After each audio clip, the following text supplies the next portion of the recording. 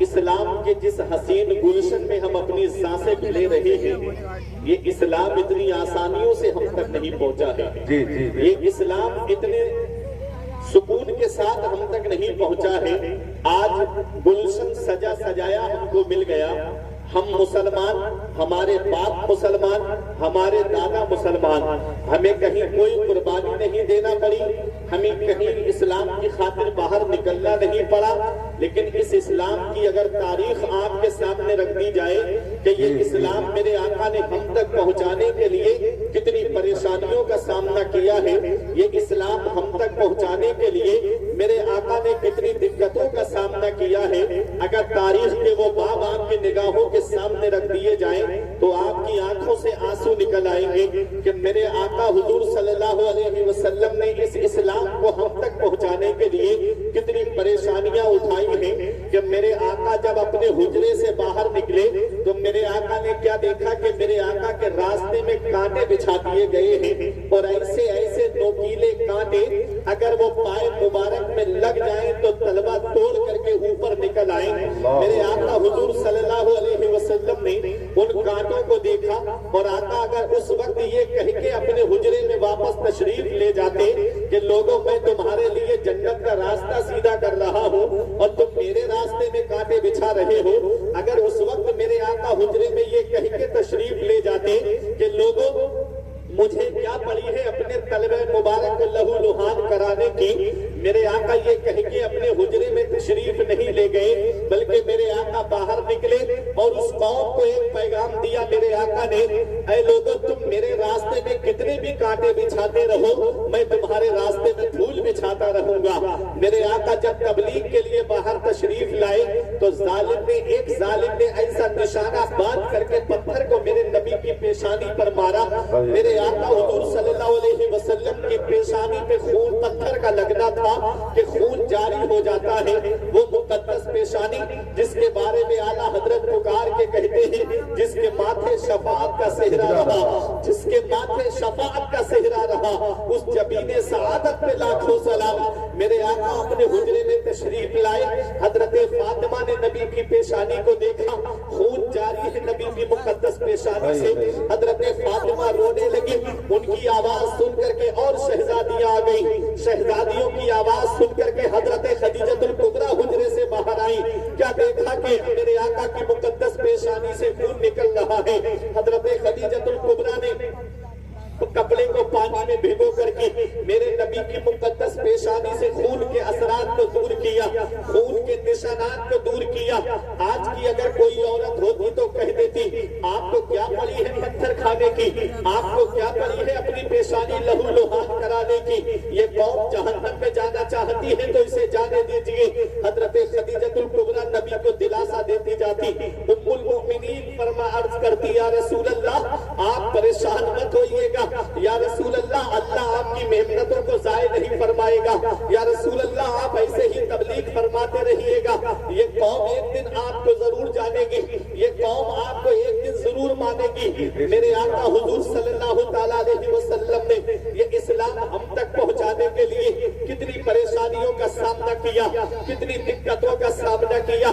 آج وہ موبائل چلانے والی نئی نسل کیا جانے جسے واٹس ایپ چلانے سے فرصت نہیں ملتی، جسے آج فیس بک دیکھنے سے فرصت نہیں ملتی، جنہیں انسٹاگرام پہ گندی تصویریں اپلوڈ کرنے سے فرصت نہیں ملتی، جو گھنٹوں بیٹھ کر کے IPL دیکھتے رہیں گے، جو گھنٹوں بیٹھ کر کے میچ میں اپنا وقت برباد کرتے رہیں گے، وہ کیا جانے میرے نبی کی ان قربانیوں کو، وہ کیا جانے میرے نبی نے کتنی پریشانیاں اٹھائی ہیں یہ اسلام ہم تک پہنچانے کے لیے۔ اتنا یاد رکھنا نوجوانوں، آج زندگی کے جو شب و روز گزر رہے ہیں، یہ زندگی کی ڈور جو آگے بڑھتی جا رہی ہے، پتہ نہیں کب موت کا فرشتہ آ جائے اور کب یہ زندگی کی ڈور کٹ جائے، پتہ نہیں ہم کس حال میں یہ دنیا چھوڑ کر کے چلے جائیں۔ اس لیے اس حال میں دنیا چھوڑ کے جانا نوجوانوں کہ ادھر جنازہ اٹھے، ادھر محلے کے لوگ یہ کہہ دیں کہ ایک متقی و پرہیزگار کا جنازہ جا رہا ہے، نماز پڑھنے والے کا جنازہ جا رہا ہے، روزے رکھنے والے کا جنازہ جا رہا ہے، قرآن کی تلاوت کرنے والے کا جنازہ جا رہا ہے۔ جب متقی و پرہیزگار بن کے دنیا سے جاؤ گے تو امام صاحب کھڑے ہو کے یہ کہہ دیں گے کہ لہد میں عشق رخی شہ کا داغ لے کے چلے، لہد میں عشق رخی شہ کا दाग लेके चले, अंधेरी रात सुनी थी चराग लेके। वाह वाह सुभान अल्लाह। नारे तकबीर, नारे रिसालत, नारे रिसालत, मसलके आला हजरत, उलमाए अहले सुन्नत, नारे तकबीर, नारे रिसालत। सुभान अल्लाह, सुभान अल्लाह। इतनी आसानियों से हम तक नहीं पहुंचा नौजवानों, बड़ी कुर्बानियों के बाद इस्लाम हम तक पहुंचा है, बड़ी परेशानियों के बाद हम तक पहुंचा है। कभी तुम्हें लगे ये इस्लाम हम तक कैसे पहुंचा है, तो अपने बुजुर्गों की तारीफ देख लिया करो, अपने इमाम साहब के पास आकर के कभी पूछ लिया करो कि ये इस्लाम नबी ने हम तक कैसे पहुंचाया है। आओ जरा देखो ये इस्लाम नबी ने हम तक पहुंचाने के लिए कितनी परेशानियों का सामना किया है। मेरे आका से पूछा गया, या रसूल अल्लाह, आपकी जिंदगी का सबसे ज्यादा कठिन दिन कौन सा है? तो मेरे आका इरशाद फरमाते हैं, मैं ताइफ का मैदान आज तक नहीं भूला। वो ताइफ का मैदान, जब मेरे आका मक्के शरीफ से निकले ताइफ के मैदान की तरफ, ताइफ ये दो पहाड़ों के बीच में एक बस्ती आबाद है। मेरे आका ने जब तबलीग के लिए ताइफ की बस्ती में कदम रखा, अबू जहल ने नौजवान लड़कों को पहले ही वहां तैयार कर रखा था। उन नौजवान लड़कों ने नबी के ऊपर पत्थरों की बारिश कर दी, उन नौजवान लड़कों ने नबी के ऊपर पत्थर बरसाने शुरू कर दिए। अल्लाह अकबर। तारीख बताती है, इस्लामी हिस्ट्री हमें यह दर्श देती है कि मेरे आका जैसे ही तबलीग के लिए अपने लम्हाए मुबारक को खोलते हैं, चारों तरफ से पत्थर आने शुरू हो जाते हैं। पत्थर आकर के मेरे आका के पाए मुबारक पे लगते हैं। मुअर्रिखीन लिखते हैं कि आका अपना एक पाए मुबारक उठाते तो दूसरे पाए मुबारक पे आकर के पत्थर लगता, आका उस पाए मुबारक को जमीन पे रखते और दूसरा पाए मुबारक उठाते तो पत्थर इस पाए मुबारक पे आकर के लगता। आपकी नालैन शरीफ खून से भर गई थी। मेरे आका एक बात के अंदर तशरीफ ले गए, हवा का फरिश्ता आके कहता, या रसूल अल्लाह, आप हमें इजाजत दीजिए, हम इसको पहाड़ों से टकरा करके यही मार दे इस कौम को। तो उस कौम के मेरे आका हुजूर सल्लल्लाहु अलैहि वसल्लम ने उस कौम के लिए बद्दुआ नहीं फरमाई। पानी के फरिश्ते ने आकर के कहा, या रसूल अल्लाह, आप इजाजत दीजिए, मैं इस बस्ती पे इतना पानी बरसाऊं कि ये बस्ती यहीं पर डूब करके मर जाए। जिब्राइल अलैहिस्सलाम ने आकर के कहा, या रसूल अल्लाह, आप इजाजत दे दें, मैं दोनों पहाड़ मिला देता हूँ, ये ताइफ वाले यहीं पर पिस करके मर जाएंगे। तो मेरे आका इरशाद फरमाते हैं, ऐ जिब्राइल, मैं इस दुनिया में कहरो गज़ब बनकर नहीं आया हूँ, बल्कि मैं तो रहमतुल लिल आलमीन बनकर आया हूँ, सारे जहान के लिए रहमत बनकर आया हूँ। मेरे आका सारे जहान के लिए रहमत बन के तशरीफ लाए हैं। मेरे आका ने उस कौम के लिए बद्दुआ नहीं फरमाई। मेरे आका ने दुआ की, मौला इस कौम को ईमान की दौलत अता फरमा दे। ये कौम मुझे नहीं जानती है, इनकी आने वाली नस्लें मुझे पहचानेंगी। मैं इनकी पेशानियों में उनके चेहरे देख रहा हूँ जो मेरे लिए अपनी गर्दनें कटाती हुई नजर आएगी। और दुनिया ने देख लिया, मदीने वाले मुस्तफा ने उस कौम के लिए बद्दुआ नहीं फरमाई। वो पत्थर मारने वाली कौम, वो कूड़ा डालने वाली कौम, वो मेरे नबी के रास्ते में कांटे बिछाने वाली कौम, उनकी पेशानियों से वो चेहरे भी आए जो मेरे नबी के नाम पर अपनी गर्दनें कटाते हुए नजर आए। आला हजरत पुकार के कहते हैं, हुस्ने यूसुफ पे कटी मिस्र में अंगुष्ठे ज़रा, हुस्ने यूसुफ पे कटी मिस्र में अंगुष्ठे ज़रा, सर कटाते हैं तेरे नाम पे मर जाते। सुभान अल्लाह, सुभान अल्लाह। नारे तकबीर, नारे रिसालत, उलमाए अहले सुन्नत। सुभान अल्लाह, सुभान अल्लाह। वो कौन है? मेरे आका हुजूर सल्लल्लाहु अलैहि वसल्लम ने कितनी परेशानियां उठाई, कितनी दिक्कतें उठाई मेरे आका ने ये इस्लाम हम तक पहुंचाने के लिए। अगर तारीख का वो बाब आपकी निगाहों के सामने रख दिया जाए तो आपकी आंखों में आंसू आ जाएंगे। वो जंगे उहुद का मैदान है, अल्लाहु अकबर, जहां मेरे आका हुजूर सल्लल्लाहु अलैहि वसल्लम के सगे चचा हजरत अमीर हमजा को शहीद किया गया था। अपना अपना होता है, जब कोई अपना बिछड़ता है ना तब पता चलता है कि कितनी बड़ी नेमत हमारे दरमियान से चली गई। तो मेरे आका के सगे चचा जब मक्के में कोई इस्लाम कबूल नहीं कर रहा था तो हजरत अमीर हमजा ने इस्लाम कबूल किया था। जब मेरे आका हरम शरीफ में इबादत कर रहे थे तो अबू जहल जालिम ने मेरे आका हुजूर सल्लल्लाहु अलैहि वसल्लम को सताया। اس وقت حضرت امیر حمزہ باہر شکار کے لیے گئے ہوئے تھے. جب واپس آئے تو ان کی بیوی اداس بیٹھی تھی.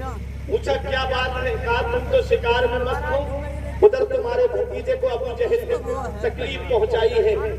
اللہ اکبر، اتنا سننا تھا کہ میرے بھتیجے کو تکلیف پہنچائی. آئے اور آ کر کے کیا دیکھا کہ ابو جہل خانہ کعبہ کے برابر میں اپنے دوستوں کے ساتھ مل کر کے ڈینگے مار رہا تھا کہ میں نے ایسے محمد کو ستایا، میں نے ایسے محمد کو تکلیف پہنچائی. حضرت امیر حمزہ اس کے پاس گئے، کمان ہاتھ میں تھی، اس کے سر میں ایسی کمان ماری کہ کمان کا لگنا تھا کہ سر سے خون بہنے لگا. آئے حضرت امیر حمزہ میرے آقا کے پاس، کہا محمد صلی اللہ علیہ وسلم میں نے تمہارا بدلہ لے دیا. کہا کس طرح سے؟ کہا میں نے بھی ابو جہل کے کمان ماری جا کر کے، اس کے سر سے خون بہ رہا ہے. میرے آقا نے فرمایا چچا میں ایسے خوش نہیں ہوں گا. کہا میرے بھتیجے پھر کیسے خوش ہوگے؟ کہا چچا کلمہ پڑھ لو، اسلام قبول کر لو، میں خوش ہو جاؤں گا. کہا بھتیجے تیری اسی میں خوشی ہے تو میں کلمہ پڑھ کر کے مسلمان ہوتا ہوں. اللہ اکبر. وہ حضرت امیر حمزہ کہ 39 لوگوں نے اسلام قبول کر لیا تھا، 40 میں حضرت عمر فاروق اعظم تھے. ایک حضرت امیر حمزہ اور ایک حضرت عمر فاروق اعظم. اس وقت حضرت عمر فاروق اعظم نے کہا تھا آقا کیا ہمارا اسلام سچا مذہب نہیں ہے؟ نبی نے فرمایا ہمارا اسلام سچا مذہب ہے. میرے آقا سے کہا یا رسول اللہ کیا آپ اللہ کے رسول نہیں ہیں؟ میرے آقا نے فرمایا میں اللہ کا رسول ہوں. کہا یا رسول اللہ کیا ہمارا خدا سچا ہے؟ کہا ہاں ہمارا خدا سچا ہے. کہا یا رسول اللہ پھر ہم چھپ کے عبادت کیوں کریں؟ آج کھلے عام حرم شریف میں نماز پڑھی جائے گی، آج خانہ کعبہ کے سائے میں نماز پڑھی جائے گی. اللہ اکبر. یہ حضرت عمر فاروق اعظم اور یہ حضرت امیر حمزہ ہے. دو حصوں میں جماعت کو تقسیم کیا گیا. ایک حصے کے امیر حضرت امیر حمزہ بنے اور ایک حصے کے حضرت عمر فاروق اعظم بنے اور حرم شریف میں جا کر کے نماز پڑھی گئی. حضرت عمر کے اسلام لاتے ہی آپ نے فرمایا ابو جہل میں نے اسلام قبول کر لیا ہے. آپ نے عتبہ سے کہا قبول کر لیا ہے. آپ نے شیبہ سے کہا میں نے اسلام قبول کر لیا ہے. اب آئے جسے اپنی بیوی بیوہ کرانا ہو تو وہ آئے مقابلے کے لیے، جسے بچے یتیم کرانا ہو وہ آئے مقابلے کے لیے. کوئی باہر نکل کر کے نہیں آیا. یہ حضرت امیر حمزہ ہے، میرے آقا کے سگے چچا ہے. اللہ اکبر. جنگ احد کا موقع ہے، آپ نے بڑے بڑے بہادروں کو جہنم میں پہنچا دیا. وحشی نام ہے جن کا، انہوں نے ایک چھوٹی سی آڑ لے کر کے پہاڑی کی اور آپ کے ایسا حربہ مارا تھا جو آپ کی ناف کے نیچے آ کر کے لگا، جس کی وجہ سے آپ کی شہادت ہو گئی. حضرت امیر حمزہ جب شہید ہوئے میرے آقا کو پتا چلا کہ آپ کے چچا حضرت امیر حمزہ کو شہید کر دیا گیا ہے. حضرت امیر حمزہ کو شہید کرنے کے بعد ان کا مسئلہ کیا گیا. اللہ اکبر. وہ بات آپ کے سامنے رکھ دی جائے آنکھوں سے آنسو نکل آئیں گے. حضرت امیر حمزہ کو کہ جس میں مبارک کا مسئلہ کیا گیا اور ایک چادر ڈال دی گئی تھی. اللہ اکبر. ایک تھے حضرت امیر حمزہ اور ایک اور تھے نبی کے پیارے صحابی. اللہ اکبر. حضرت امیر حمزہ کی بہن جب حضرت امیر حمزہ کو دیکھنے کے لیے آئی، میرے نبی نے حضرت امیر حمزہ کو دیکھنے کے لیے منع فرما دیا اور کہا کہ بہن ہے بھائی کے جسم کو دیکھ نہیں پائیں گی، اس لیے ان کو آنے مت دینا. ان کے بیٹے سے کہا جاؤ اور اپنی والدہ کو روکو. انہوں نے کہا امی آپ نہیں دیکھ سکتی، تو کہا ہٹ جاؤ میں دیکھوں گی اپنے بھائی کو. اس وقت وہ دور تھا اسلام کا جس دور میں میرے آقا حضور صلی اللہ علیہ وسلم نے اپنے چچا کو کفن میں جو چادر دی تھی وہ چادر اتنی بڑی تھی. 2 چادریں تھی. ایک چادر تو ایک دوسرے صحابی کو اڑا دی گئی جو پاؤں تک آتی تھی، سر سے پاؤں تک، اور میرے نبی کے چچا کو جو چادر اڑائی گئی وہ چادر سر سے ڈالی گئی تو پاؤں مبارک کھلے رہ گئے، پیر کھلے ہوئے تھے. نبی نے ازخر نامی گھاس کو اپنے چچا کے پیروں پر رکھ کر کے اللہ اکبر تاریخ بتاتی ہے جب نبی اپنے چچا کی نماز جنازہ پڑھا رہے تھے، صحابہ کا بیان ہے کہ آقا کے رونے کی آواز ہم پیچھے سن رہے تھے. آقا اپنے چچا کو یاد کر کے رو رہے تھے، آقا اپنے چچا کی شہادت کو دیکھ کر کے رو رہے تھے. یہ اسلام کتنی قربانیوں کے بعد ہم تک پہنچا، یہ اسلام کتنی پریشانیوں کے بعد ہم تک پہنچا، یہ اسلام کتنی دقتوں کے بعد ہم تک پہنچا. آج ہم نے اس اسلام کے لیے کیا کیا؟ آج اسلام کا ہم نے مذاق بنا کر کے رکھ دیا. آج ہمارے چہرے دیکھو تو ہم مسلمان نہیں رکھتے، آج ہمارا لباس دیکھو تو ہم مسلمان نہیں رکھتے، آج ہماری مسجدیں دیکھو تو رہی ہے، آج مسجدیں ہم نے ویران کر دی، آج ہمارے مدرسوں کا حال دیکھو، آج مدرسوں میں انسان اپنے بچے بھیجنے کے لیے تیار نہیں ہے۔ کیا سوچ کر کے ہم نے سوچ رکھا ہے بچے ڈاکٹر انجینئر پروفیسر بن جائیں گے تو ہمارے بچے دولت خوب کمائیں گے۔ ہاں میں مانتا ہوں بچے ڈاکٹر بن گئے، انجینئر بن گئے تو پیسہ ضرور کما کر کے لائیں گے، لیکن اتنا یاد رکھنا، میں نے بڑے سے بڑے ڈاکٹر، بڑے سے بڑے انجینئر، بڑے سے بڑے پروفیسر کو مسجد میں وہاں کھڑے ہوئے دیکھا ہے جہاں حافظ قرآن کے پیر ہوتے ہیں، وہاں اس انجینئر کا سر ہوتا ہے، وہاں اس ڈاکٹر کا سر ہوتا ہے۔ آپ دیکھتے نہیں نبی کی شریعت کیسے ممتاز بنا دیتی ہے، نبی کا مذہب کیسے ممتاز بنا دیتا ہے، نبی کا قرآن کیسے آدمی کو ممتاز بنا دیتا ہے۔ 4-6 سال کے بعد میں یہی قرآن اپنے سینے میں محفوظ کرنے والا حافظ جب مصلی پہ کھڑا ہوتا ہے تو وقت کا ڈاکٹر بھی اس کے پیچھے ہوتا ہے، وقت کا انجینئر بھی اس کے پیچھے ہوتا ہے، وقت کا پروفیسر بھی اس کے پیچھے ہوتا ہے۔ دنیاوی تعلیم پکار کے کہتی ہے چاہے کتنے بھی بڑے ڈاکٹر کیوں نہ بن جاؤ، چاہے کتنے بھی بڑے پروفیسر کیوں نہ بن جاؤ، لیکن نماز اسی حافظ قرآن کے پیچھے پڑھنا پڑے گی، نماز اسی عالم دین کے پیچھے پڑھنا پڑے گی۔ تو اپنے وقت کا ڈاکٹر ہوگا لیکن نماز پڑھنی پڑے گی اسی امام کے پیچھے۔ اے میرے پیارے مسلمانوں، ایک پیغام لے کر کے جاؤ دل کی تختی پہ لکھ کر کے، یہ دنیا چند دن کی ہے، ہم یہاں ہمیشہ رہنے کے لیے نہیں آئے ہیں بلکہ چند دن کے لیے ہم اس دنیا میں آئے ہیں۔ ابھی تم نے دیکھا نہیں چند سال گزرے ہیں کیسا موت کا ماحول بن گیا تھا، 3 سال نہیں گزرے ابھی کرونا کو گئے ہوئے کیسے حالات ہو گئے تھے ہندوستان کے، ایک گھر میں 3 جنازے آنکھوں سے دیکھے گئے، ایک علاقے میں 10 15 جنازے ایک گاؤں سے اٹھے تھے۔ یہ اچانک آنے والی موتوں سے عبرت حاصل نہیں کرتے، یہ اچانک آنے والی موتوں سے نصیحت حاصل نہیں کرتے۔ ہم دنیا میں ہمیشہ رہنے نہیں آئے ہیں بلکہ چند دن کے لیے ہم اس دنیا میں آئے ہیں۔ اتنا یاد رکھنا پیارے مسلمانوں، ابھی میرے رب نے ہمیں ڈھیل دی ہے، ابھی ہمارے رب نے ہم کو رخصت دی ہے، ابھی جو زندگی کی سانسیں چل رہی ہیں کیوں نہیں یہ زندگی کی سانسیں اس حال میں گزار دی جائے کہ ہمارا رب ہم سے راضی ہو جائے، ہمارے رسول ہم سے راضی ہو جائے۔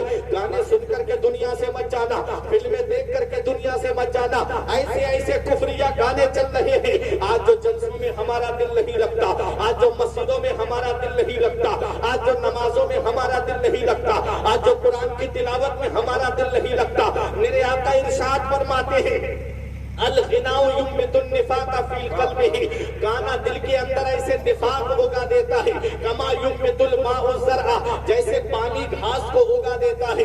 گانا سننے سے دل سیاہ ہو جاتا ہے، گانے سننے سے دل کالا ہو جاتا ہے، اور گانا سننے سے دل میں نفاق پیدا ہو جاتا ہے، گانا سننے سے دل میں سخت پن آ جاتا ہے۔ یہی وجہ ہے کہ جب دل کالا ہو جاتا ہے، گانے سن کر کے دل کالے ہو گئے، فلمیں دیکھ کر کے دل کالے ہو گئے، بےہودہ باتیں کر کے دل کالے ہو گئے، اسی لیے نہ تو نمازوں میں دل لگ رہا ہے، نہ تو جلسوں میں دل لگ رہا ہے، نہ علماء کے واعظ میں دل لگ رہا ہے، نہ تو اللہ کی عبادت میں دل لگ رہا ہے، نہ تو قرآن کی تلاوت میں دل لگ رہا ہے۔ اتنا یاد رکھنا پیارے مسلمانوں، یہ زندگی کی سانسیں گزار دو، ضروری نہیں ہے کہ مرنے کے بعد یہ اولاد قرآن پڑھنے قبر پہ آئے گی۔ ہمارے بزرگوں نے کہا سب سے بڑا عقل مند انسان وہ ہے جو اپنی نیکی خود کر کے جائے، اور سب سے بڑا بے وقوف انسان وہ ہے جو اپنی نیکی دوسروں پہ ڈال کر کے جائے۔ پتہ نہیں جس اولاد کو آج موبائل چلانے سے فرصت نہیں ملتی، جس اولاد کو واٹس ایپ دیکھنے سے فرصت نہیں ملتی، وہ کیا قبر پہ جا کر کے قرآن پڑھے گی، وہ کیا قبر پہ جا کر کے ایصال ثواب کرے گی۔ یہ اتنا مصروفیت کا دور ہے، یہ اتنا مشغولیت کا دور ہے جس میں کسی کو کسی کی کوئی پرواہ نہیں ہے۔ آدمی شادی بیاہ میں بھی تب شامل ہو رہا ہے جب کھانے کا وقت ہوتا ہے، انتقال میں تبھی شامل ہو رہا ہے جب جنازہ تیار ہوتا ہے۔ کوئی کسی کے لیے آنسو نہیں بہاتا ہے، بس تھوڑی دیر کے لیے آنسو بہائے جاتے ہیں، پھر وہی اپنی اپنی دنیا میں آدمی مست ہو جاتا ہے۔ اتنا یاد رکھنا نوجوانوں، موت کا کوئی بھروسہ نہیں ہے، ابھی گئے اور پتہ نہیں کس حال میں ہم واپس آئے۔ تو اتنا یاد رکھنا، زندگی اللہ کی عبادت کر کے گزار دو، زندگی رسول کی محبت میں گزار دو۔ یہ خالی مسجدیں ہمیں آواز دے رہی ہے، یہ خالی صفیں ہمیں آواز دے رہی ہے کہ یہ مصیبتوں کے پہاڑ یوں ہی نہیں توڑے جا رہے ہیں۔ آج جو ہم رونا رو رہے ہیں کہ حکومت ہمارے خلاف ہوتی جا رہی ہے, مسلمان ستائے جا رہے ہیں, مسلمانوں پہ ظلم و ستم کیا جا رہا ہے, مسلمانوں کو پریشان کیا جا رہا ہے. ارے تم اس رب کی بارگاہ میں جھکو تو صحیح, اس رب کی بارگاہ میں آؤ تو صحیح. میرا ایمان کہتا ہے, میرا عقیدہ کہتا ہے کہ سارے بادشاہوں کا بادشاہ اللہ ہے. قرآن میرا فرماتا ہے قل اللہم مالک الملک تؤتی الملک من تشاء وتنزع الملک ممن تشاء وتعز من تشاء وتذل من تشاء بیدک الخیر انک علی کل شیء قدیر. سارے بادشاہوں کا بادشاہ اللہ ہے. اللہ وہی ہے جس نے فرعون کو بادشاہت دی اور جب خدائی کا اس نے دعویٰ کیا تو دریا کلثوم نے ڈبو کر کے مار دیا. میرا اللہ وہی ہے جس نے نمرود کو بادشاہت دی اور جب اس نے خدائی کا دعویٰ کیا تو ایک لنگڑے مچھر سے مروا دیا. میرا رب وہی ہے جس نے شیطان کو بادشاہت دی اور جب اس نے اپنے اندر غرور و تکبر کو پیدا کیا اور جب اس نے اپنی مصنوعی جنت بنائی تو ایک پیر گھوڑے پر ایک پیر زمین پر ایسا گرا کہ اپنی مصنوعی بنائی ہوئی جنت بھی نہ دیکھ سکا. میرا رب وہی ہے جس نے قارون کو خزانہ دیا اور جب اس نے رب کی بارگاہ میں یہ جملہ بولا کہ اللہ فقیر ہو گیا ہے, اب ہم سے پیسے مانگ رہا ہے, تو اللہ نے خزانے کے ساتھ اس کو زمین کے اندر دھسا دیا. میرا رب وہی ہے جس نے سمسان ابن اوج ابن عاد ابن انت ابن ارم کو بادشاہت دی اور جب اس نے خدائی کا دعویٰ کیا تو جنگل میں بھوکا اور پیاسا مار دیا. میرا رب وہی ہے جس نے ابو جہل کو سرداری دی اور جب اس کے اندر غرور و تکبر آ گیا اور جب اس نے اس کے نبی کو ستایا تو چھوٹے چھوٹے بچوں سے اس کو قتل کرا دیا. میرا رب وہی ہے جس نے یزید کو بادشاہت دی اور جب یزید نے آل رسول کو ستایا تب اس میرے رب نے درد کولین سے یزید کو مار دیا. تم کیا سمجھتے ہو ظالم کا ظلم ہمیشہ رہتا ہے؟ تم کیا سمجھتے ہو کہ ستانے والے کا ستانا ہمیشہ رہتا ہے؟ تم اس رب کی بارگاہ میں آؤ تو صحیح. مسجد کی صفیں آواز دے رہی ہے, مسجد کے بزرگ آواز دے رہے ہیں, یہ مسجد کے در و دیوار آواز دے رہے ہیں. اے نوجوانوں, جیسے رمضان کے مہینے میں مجھے تم نے آباد کیا ایسے ہی 11 مہینے اور آباد رکھنا. جیسے تم رمضان کے مہینے میں رب کی عبادت کے لیے ذوق و شوق کے ساتھ میں آتے رہے, ایسے ہر وقت میرے لیے آ کر کے مسجد کو اپنی آباد کرتے رہنا. آج خالی صفیں بتا رہی ہے کہ مصیبتیں کیوں آ رہی ہے, یہ وضو خانوں کے سونی پڑی ہوئی جگہ بتا رہی ہے کہ ہمارے اوپر مصیبتیں کیوں آ رہی ہے. میرا رب وہی ہے جس نے بادشاہوں کو بادشاہت دی اور جب ان کے اندر غرور و تکبر آ گیا تو اس نے ان کو دنیا سے نیست و نابود کر دیا. شیخ سعدی پکار کے کہتے ہیں جہاں اے برادر نمانت بکس دل اندر جہاں آخری بندوبست مکن تکیا پر ملک دنیا و پشت کہ PCR کشتوتو پر برد و کشت جو آہن کے رفتن کو نہ جانے پاک جب پر کشت کو پنچے پر روئے خاک. شیخ سعدی فرماتے ہیں اے میرے بھائی, یہ دنیا کسی کے ساتھ نہیں رہی ہے, دنیا کے بنانے والے خدا سے دل لگا کیونکہ دنیا کی محبت میں ہے بدنامیاں بہت, اللہ کی محبت میں کوئی بدنام نہیں. واہ واہ سبحان اللہ. نعرہ تکبیر, نعرہ رسالت, نعرہ رسالت, علماء اہل سنت. سبحان اللہ سبحان اللہ. ماشاءاللہ.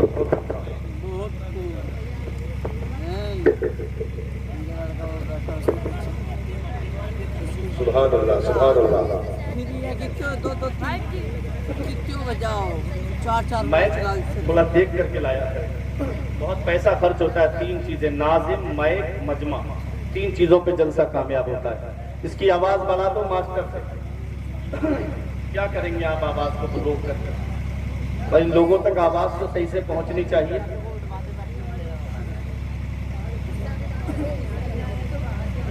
درود پاک پڑھیں. اللہم صلی علی سیدنا و مولانا محمد و بارک وسلم صلاۃ و سلام علیک یا رسول اللہ صلی اللہ تعالی علیہ وسلم.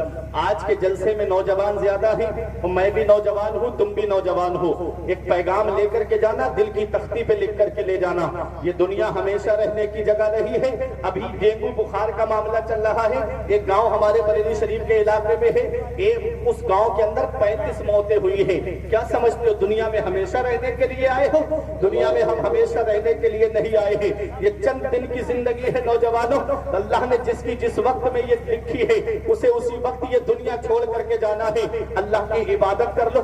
ये मोबाइल चलाने से काम नहीं चलेगा, ये व्हाट्सएप देखने से काम नहीं चलेगा, हर चीज तुम्हें गूगल और इंटरनेट पे नहीं मिलेगी। अपने रब की बारगाह में आओ जिसने तुमको पैदा किया है। अल्लाह ने कितने एहसान किए हमारे ऊपर, कभी तुमने देखा है अल्लाह ने कितने एहसान हमारे ऊपर किए हैं? ये हाथ अल्लाह की नेमत है, ये पैर अल्लाह की नेमत है, ये जुबान अल्लाह की नेमत है, ये कान अल्लाह की नेमत है, ये आंखें अल्लाह की नेमत है। अरे ये जिस्म सलामत अल्लाह की नेमत है, जो हार्ट हमारा सही सलामत है ये अल्लाह की नेमत है, ये किडनियां सलामत है ये अल्लाह की नेमत है, ये गुर्दे सलामत है ये अल्लाह की नेमत है, ये फेफड़े सलामत है ये अल्लाह की नेमत है। हॉस्पिटलों में जाकर के देखो कैसे लाइन लगी हुई है, किसी की किडनी काम नहीं कर रही है, किसी का गुर्दा काम नहीं कर रहा है, किसी के हाथ में प्रॉब्लम आ गई, किसी के गुर्दों में पानी उतर आया, किसी के फेफड़ों में पानी उतर आया। तुम देखते नहीं हॉस्पिटलों के अंदर जाकर के कैसे मरीज बिस्तर पे लेट करके कैसे कराहते हुए नजर आते हैं,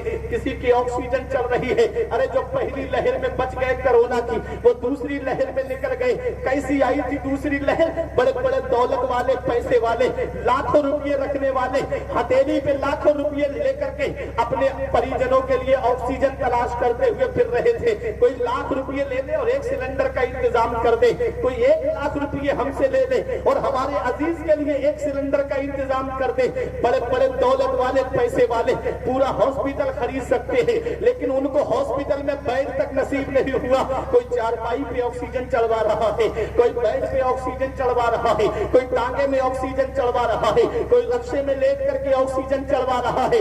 इन्ना बत्श रब्बिका लशदीद, जब तेरा रब पकड़ता है तो कोई छुड़ाने वाला नहीं मिलता। वो अमेरिका के वैज्ञानिक, वो चाइना के वैज्ञानिक जिनका ये दावा था कि कोई बीमारी ऐसी नहीं जिसकी दवा आज अमेरिका के वैज्ञानिकों के पास न हो, वो चाइना के वैज्ञानिक जिनका ये कहना था कि कोई सैंपल लेकर के आओ और आधे घंटे में उसकी नकल हमसे लेकर के चले जाओ। तारीख बताती है ऐसा आया कोरोना कि आज तक उसकी कोई दवा तक नहीं बना पाया। वैक्सीन आई लेकिन फिर भी कहा गया सोशल डिस्टेंसिंग बना के रखे, उचित दूरी बना के रखे, मास्क लगा करके रखे। अब तक मास्क का दौर चल रहा है, आज तक कोई उसकी दवा नहीं बना पाया। वो अमेरिका के वैज्ञानिक और चाइना के वैज्ञानिक घुटनों के बल गिर गए और आज तक कोई उसकी दवा नहीं बना पाया। मेरे रब ने दुनिया वालों को बता दिया, बंदा हो बंदा बन करके रहना, तुम्हारे चाहने से कुछ नहीं होता है, वही होता है जो मंजूर खुदा हो।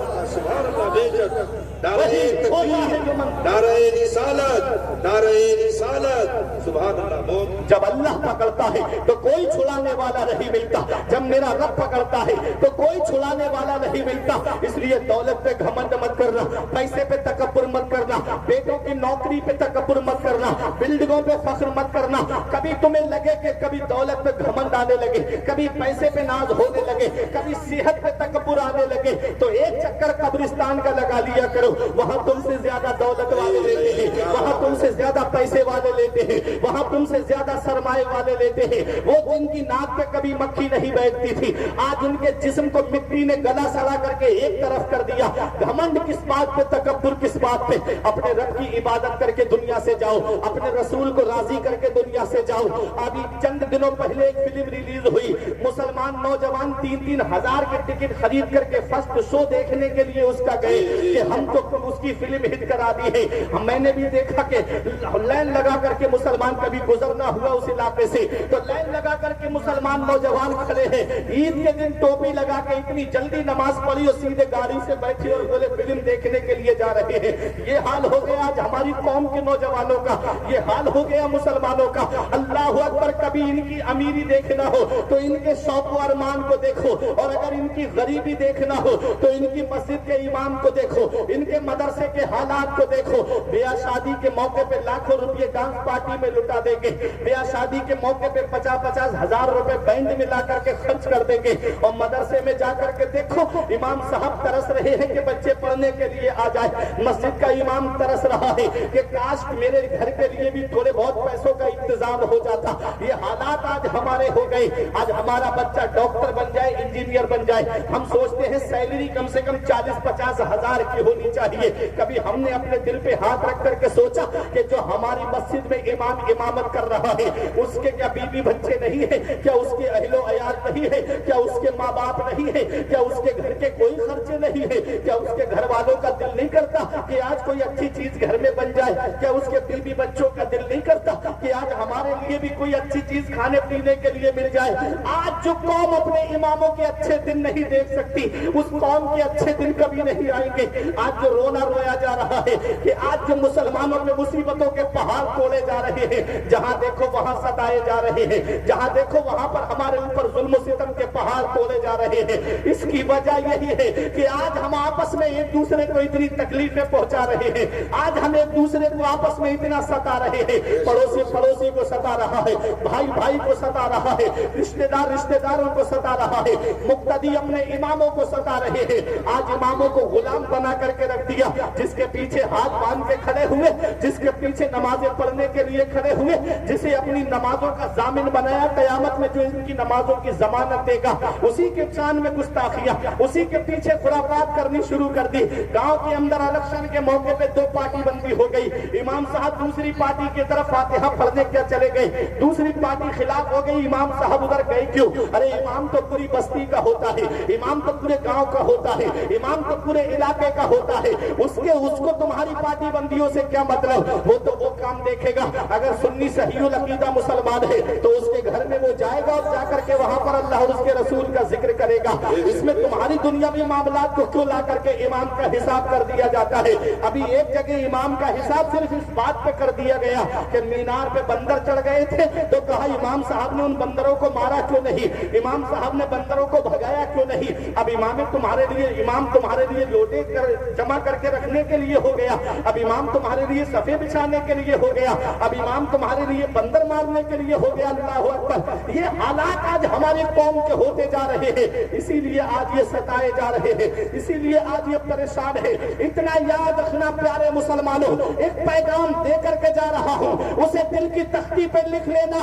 مدینے والے مصطفیٰ کے سچے غلام بن جاؤ, سچے وفادار بن جاؤ, اور جب اس دنیا سے جاؤ تو اس حال میں دنیا سے جانا کہ محلے والے چاہے کچھ بھی کہے, لیکن امام صاحب یہ کہہ دے کہ نبی کا ایک عاشق جا رہا ہے, نبی کا غلام جا رہا ہے, نبی کا وفادار جا رہا ہے.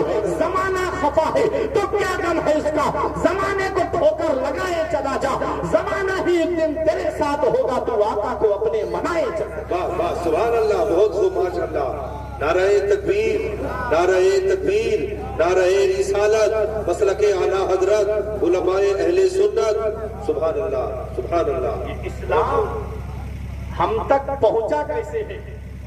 اسلام بڑی پریشانیوں کے بعد ہم تک پہنچا ہے. اے نوجوانوں, اتنا یاد رکھنا, ان قربانیوں کو یاد کرو.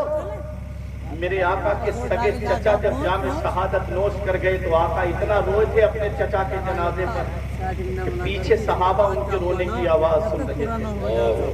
کتنی قربانیاں دی اس اسلام کی خاطر. میرے آقا کے صحابی حضرت بلال حبشی کو کیسے گرم گرم آگ کے شعلوں میں لٹایا گیا, حضرت عمار ابن یاسر کو جلتی ہوئی آگ کے اندر ڈال دیا گیا. جب میرے آقا ادھر سے گزر کے جا رہے تھے, حضرت عمار ابن یاسر نے کہا یا رسول اللہ انظر حالنا, یا رسول اللہ میرا حال دیکھیے. میرے آقا دعا کرتے ہیں یا نارو کونی بردوں و سلامن علی عمار کما کنتے علی ابراہیم, اے آگ تو میرے عمار پر ویسے ہی ٹھنڈی و سلامتی والی ہو جا جیسے حضرت ابراہیم پہ ٹھنڈی و سلامتی والی ہو گئی تھی. اللہ اکبر, آگ ٹھنڈی و سلامتی والی ہو گئی. اللہ اکبر. حضرت عمار ابن یاسر آگ سے باہر نکلے تو ذرا سوچو تو صحیح, نبی کے غلاموں کو کتنا ستایا گیا اس اسلام کی خاطر. حضرت بلال حبشی کو آگ کے شعلوں پہ لٹایا گیا, رسی کا پھندا گلے میں ڈال کر کے جگہ جگہ شریر لڑ کے مکے کی پہاڑیوں پہ لے کر کے آپ کو گھومتے رہے. اس وقت آپ ایک یہی پیغام دیتے رہے, تو ہو کے ترسرو مجھے ایزا ہزار دے, یہ وہ نشہ نہیں جسے ترسی اتار دے. اور جب میرے آقا کی بارگاہ میں آئے, آقا نے ان کو خرید کر کے جب آزاد کروایا, تب حضرت بلال حبشی آقا کے قدموں پہ گر کے کہتے ہیں جب تک بکے نہ تھے تو کوئی پوچھتا نہ تھا, جب تک بکے نہ تھے تو کوئی پوچھتا نہ تھا، تم نے ہمیں خرید کے انمول کر دیا۔ میرے آقا کے قدموں میں آ کے کہتے ہیں یا رسول اللہ تیرے قدموں میں جو ہے غیر کا منہ کیا دیکھے، تیرے قدموں میں جو ہے غیر کا منہ کیا دیکھے، کون نظروں میں جچے دیکھ کے تلوا تیرا، اور تیرے ٹکڑوں سے پلے غیر کی ٹھوکر پہ نہ ڈال، جھلکیاں کھائیں کہاں چھوڑ کے صدقہ سبحان اللہ۔ صلی اللہ علیہ وسلم کے غلام جنہوں نے اس اسلام کو ہم تک پہنچانے کے لیے کتنی پریشانیاں اٹھائی، کتنی دقتوں کا سامنا کیا، اور جب میرے آقا اس دنیا ظاہری سے تشریف لے گئے تو اسی اسلام کے پرچم کو حضرت ابو بکر صدیق نے بلند رکھا۔ حضرت ابو بکر صدیق کے بعد میں حضرت عمر فاروق اعظم نے اس اسلام کے پرچم کو بلند رکھا۔ حضرت عمر فاروق اعظم کے بعد میں حضرت عثمان غنی نے اسلام کے پرچم کو بلند رکھا۔ حضرت عثمان غنی کے بعد میں مولا علی شیر خدا نے اس اسلام کے پرچم کو بلند کیا۔ اس کے بعد میں آپ دیکھیے تو صحیح، جب سن ہجری 60 آتی ہے، اور وہ سن ہجری 60 جس کے بارے میں صحابہ دعا کرتے تھے اے اللہ ہم سن ہجری 60 سے تیری پناہ مانگتے ہیں، یہ سن ہجری 60 کیا ہے؟ جب یزید تخت پہ بیٹھتا ہے، اور جب یزید تخت پہ بیٹھا اس کو سب سے بڑا خطرہ 4 لوگوں کی طرف سے تھا۔ ایک حضرت عبداللہ ابن عمر تھے، ایک حضرت عبد الرحمن ابن ابو بکر تھے، ایک حضرت عبداللہ ابن زبیر تھے، اور چوتھے حضرت امام علی مقام تھے۔ یزید جانتا تھا سب میری بیعت کر دیں گے، اگر ان 4 نے میری بیعت کر لی، اور سب سے زیادہ پریشر، سب سے زیادہ دباؤ جس پہ ڈالا گیا وہ میرے آقا امام حسین تھے۔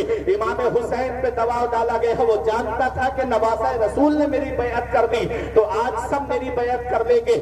اللہ اکبر، نواسہ رسول ہیں، نواسہ رسول ہیں، ذرا سوچے تو صحیح کون آقا امام حسین ہے؟ کبھی آپ نے حسین کے نام پر غور کیا ہے؟ حسین کے نام میں 4 حرف ہیں، ہاں سین یا نون ملا کے ہوا حسین، اور چاروں حرف ہمیں الگ الگ پیغام دے رہے ہیں۔ ہاں نے کہا حق والا حسین، سین نے کہا سجدے میں سر کٹانے والا حسین، یا نے کہا یاد خدا میں مست رہنے والا حسین، اور نون نے کہا نانا کی امت کو بچانے والا حسین۔ سبحان اللہ، سبحان اللہ۔ ہم جیے کیسے اس انسان کے جینے کی طرح، ہم جیے کیسے اس انسان کے جینے کی طرح، خون بھی اپنا نہیں جس کے پسینے کی طرح، اور جب سے دیکھا ہے کتابوں میں حسین و منی تو کربلا بھی مجھے لگتا ہے مدینے کی طرح۔ یہ ہے آقا امام حسین۔ کبھی آپ نے سوچا ہے بچے تمہارے یہاں بھی پیدا ہوتے ہیں، بچے ہمارے یہاں پر بھی پیدا ہوتے ہیں، لیکن جب بچہ پیدا ہوتا ہے کسی کا نام اس کا باپ رکھتا ہے، کسی کا نام اس کا دادا رکھتا ہے، کسی کا نام نانا رکھتے ہیں، کسی کے نام اس کے ماموں رکھتے ہیں، کسی کا نام اس کے چچا رکھتے ہیں۔ ذرا سوچو آقا امام حسین کا نام کہاں سے آیا ہے؟ میرے آقا حضور صلی اللہ علیہ وسلم کی بارگاہ میں جبرائیل علیہ السلام حاضر ہوتے ہیں اور آ کر کے عرض کرتے ہیں یا رسول اللہ ان کا نام حسن رکھا جائے، ایک کا نام حسین رکھا جائے، یہ حسن اور حسین یہ دونوں نام کہاں سے آئے ہیں؟ حدیث پاک میں ہے آقا ارشاد فرماتے ہیں الحسن والحسین اسمان من اسماء اہل الجنہ، حسن اور حسین یہ دونوں جنتی نام ہیں جو اللہ نے جنت میں چھپا کے رکھے تھے۔ یہ نام حضرت امام حسن کو ملا، ایک نام امام حسین کو ملا، اور تاریخ بتاتی ہے امام حسین کے نام سے پہلے کسی کا نام حسین نہیں تھا، امام حسن کے نام سے پہلے کسی کا نام حسن نہیں تھا، اور اس وقت یزید نام کے 400 لوگ تھے، تقریباً 400 لوگ ایسے تھے جن کے نام یزید نام پر تھے۔ لیکن کربلا کی جنگ کیسی جنگ ہے؟ کربلا کی جنگ کے بعد دیکھ لو کسی نے اپنے بچے کا نام یزید نہیں رکھا ہے، اور حسین نام کے آپ کو گھر گھر مل جائیں گے، حسین نام کے آپ کو ہر علاقے میں مل جائیں گے۔ کہیں کوئی غلام حسین ہے، کہیں کوئی احمد حسین ہے، کہیں کوئی محمد حسین ہے، کہیں کوئی صابر حسین ہے، کہیں کوئی اجمل حسین ہے، حسین نام گھر گھر ہے۔ ارے یہ حسین کے ذکر کی برکت ہے، یہ حسین کے نام کی برکت ہے۔ ارے جو تنہا حسین ہے وہ موت سے کیسے ڈر سکتا ہے؟ جس کے نام کے ساتھ صرف حسین لگ جائے وہ موت سے نہیں ڈرتا۔ دیکھتے نہیں صدام حسین کو جب امریکہ کے کورٹ میں پھانسی دی گئی، پھانسی کی سزا سنائی گئی، تب بھی آپ مسکرا رہے تھے، اور جب پھانسی کے پھندے میں ڈالا جا رہا، لٹکایا جا رہا تھا تو آپ نے کپڑا بھی نہیں ڈالا اور کہا ایسے ہی پھانسی کے پھندے پہ جاؤں گا. دنیا والوں کو ایک پیغام دے دیا, میں حسین نہیں ہوں, میں صدام ہوں. میرے نام کے ساتھ صرف حسین کا نام جڑ گیا ہے تو میں موت سے نہیں ڈر رہا ہوں. جو صحابہ حسین ہوگا وہ موت سے کیسے؟ سبحان اللہ, سبحان اللہ, بہت خوب. مسکرایا موت کی آنکھوں میں آنکھیں ڈال کر, جو جواب بیٹے کی میت پر نہ رویا وہ حسین, جس نے اپنے خون سے دنیا کو دھویا وہ حسین, تشنگی جس کی جواب موجے کوثر وہ حسین, لاکھ پر بھاری رہے جس کے 72 وہ حسین. اللہ اکبر, کون حسین ہے ذرا سوچو تو صحیح. آؤ ذرا تاریخ اٹھا کر کے دیکھو. بات آقا حسین کی آ گئی ہے. میرے آقا حضور صلی اللہ علیہ وسلم کی بارگاہ میں جب نجران کے عیسائیوں نے آ کر کے میرے نبی سے کہا آپ عیسیٰ علیہ السلام کے بارے میں کیا کہتے ہیں, فرمایا وہ اللہ کے بندے, اللہ کے رسول ہے, اللہ کے نبی ہے. تو عیسائیوں نے کہا ہم نہیں مانتے, کوئی بغیر باپ کے بھی پیدا ہوتا ہے. ان کا مطلب تھا کہ آقا عیسیٰ علیہ السلام کو اللہ کا بیٹا کہیں گے, معاذ اللہ. میرے نبی نے فرمایا ہاں تو حضرت آدم علیہ السلام کے بارے میں کیا کہو گے, ان کو تو بغیر ماں اور بغیر باپ کے اللہ نے پیدا کیا ہے. جب عیسائی لاجواب ہو گئے, جب ان کے پاس کوئی جواب نہ بنا تو میرے نبی کو مباہلے کا چیلنج کر دیا اور کہا کہ آپ اپنے گھر والوں کو لے کر آؤ. ہم اپنے گھر والوں کو لے کر آتے ہیں اور جنگل میں چل کے دعا کرتے ہیں, مولا جو حق پہ ہے اسے بچا لے, جو حق پہ نہیں ہے اسے ہلاک کر دے. نبی نے فرمایا مجھے قبول ہے. میرے آقا حضرت فاطمہ کے مکان پہ تشریف لائے. میرے آقا نے حسین کو گود میں لیا. امام حسن برابر میں انگشت مبارک پکڑ کر کے آقا کی چل رہے تھے. ٹھیک میرے آقا کے پیچھے حضرت فاطمہ ہے اور حضرت فاطمہ کے پیچھے مولا علی شیر خدا ہے. ہونا تو یہ چاہیے تھا کہ شوہر آگے ہوتا, بیوی پیچھے ہوتی, لیکن یہاں حضرت فاطمہ آگے ہے, شوہر ان کے پیچھے ہے. تو سنو دنیا والوں کو ایک پیغام دیا جا رہا ہے. حضرت فاطمہ کے پردے کا لحاظ کیا جا رہا ہے کہ حضرت فاطمہ کے سر کے بال کو آسمان کے چاند و سورج نے نہیں دیکھا ہے تو ان کے قدم کے نشان پر بھی کسی غیر محرم کی نظر نہ پڑے, آسمان کے چاند و سورج کی نظر نہ پڑے. جہاں نبی کا قدم پڑے اس پر ٹھیک حضرت فاطمہ کا قدم پڑے اور حضرت فاطمہ کے قدم کے نشان کو کوئی دیکھ نہ پائے, ٹھیک اس کے اوپر مولا علی شیر خدا کے قدم کا نشان پڑ جائے. حضرت بریلی سے پکار اٹھے, جن کا آنچل نہ دیکھا مہو مہر دے, جن کا آنچل نہ دیکھا مہو مہر دے. اس ردائے مزاحت پہ لاکھوں سلام, سیدہ زاہدہ طیبہ طاہرہ جانے احمد کی راحت پہ لاکھوں سلام. نعرہ تکبیر, نعرہ رسالت, حسین اعظم, شہید اعظم, نعرہ تکبیر, نعرہ رسالت. جب میرے آقا چلے, میرے آقا حسین کو گود میں لیے ہوئے ہیں, حسین کو گود میں لیے ہیں. آپ دیکھیں میں منظر دکھانا چاہتا ہوں. امام حسن برابر میں ہے, عیسائی دوسری سائڈ میں ہے. تو عیسائیوں کا پادری کہتا ہے تم کیا کر کے آئے ہو؟ کہا ہم تو مباہلے کا چیلنج کر کے آئے. بولا کیا تمہارا دماغ خراب ہو گیا؟ تم جانتے نہیں جس قوم نے پیغمبر کے ساتھ میں لڑائی کی ہے اللہ نے پوری قوم کو ہلاک کر دیا ہے. تم بھی جانتے ہو محمد حق پر ہیں, پھر بھی تم مباہلے کا چیلنج کر کے آ گئے. اس نے کہا خیر چاہتے ہو تو واپس چلے جاؤ. میں ایسے چہرے دیکھ رہا ہوں کہ اگر انہوں نے کہہ دیا کہ پہاڑ اپنی جگہ سے ہٹ جا تو اللہ تعالیٰ پہاڑ کو تو ہٹا دے گا لیکن ان کا کہنا نہیں ڈالے گا. کہا واپس چلے جاؤ. عیسائیوں نے کہا کہ ہم دیکھنا چاہتے ہیں. اللہ اکبر. وہ پادری ان کا عالم کہتا ہے تم جانتے نہیں میں ایسے چہرے دیکھ رہا ہوں. یہ گود میں جو بچہ ہے اس کو دیکھ رہے ہو, اس کا چہرہ دیکھ رہے ہو. اگر اس بچے کے نانا نے بد دعا کر دی اور اس بچے نے آمین کہہ دی تو قیامت تک کے لیے عیسائیت ختم ہو جائے گی. اب دیکھو آقا حسین کو گود میں لیے ہوئے ہیں اور جب کوئی کسی بچے کو گود میں لیتا ہے تو بچے کو سنبھالنا بھی پڑتا ہے, بچے کو سپورٹ بھی کرنا پڑتی ہے. آپ اپنے گھر میں جب بچے کو گود لیتے ہو تو اسے روکے ہوتے ہو کہ نہیں روکتے ہو؟ ہاتھ سے. اس کو ہاتھ سے روکنا بھی پڑتا ہے, اس کو سپورٹ بھی کرنا پڑتی ہے. آقا میرے آقا عیسائیوں سے مقابلے کے لیے گئے ہیں, کوئی دعوت میں نہیں گئے ہیں بلکہ عیسائیوں سے یعنی دشمنوں سے مقابلے کے لیے گئے ہیں. اور نبی نے حسین کو سامنے رکھا ہے گود میں لے کر کے, نبی نے حسین کو سامنے رکھا اور دنیا والوں کو ایک پیغام دے دیا اور کہا ہے میرے بیٹے حسین پریشان مت ہونا, جیسے آج تیرا نانا تجھ کو سنبھالے ہوئے ہے ایسے ہی کربلا کے میدان میں بھی تیرا نانا تجھ کو کو سنبھالے تھے۔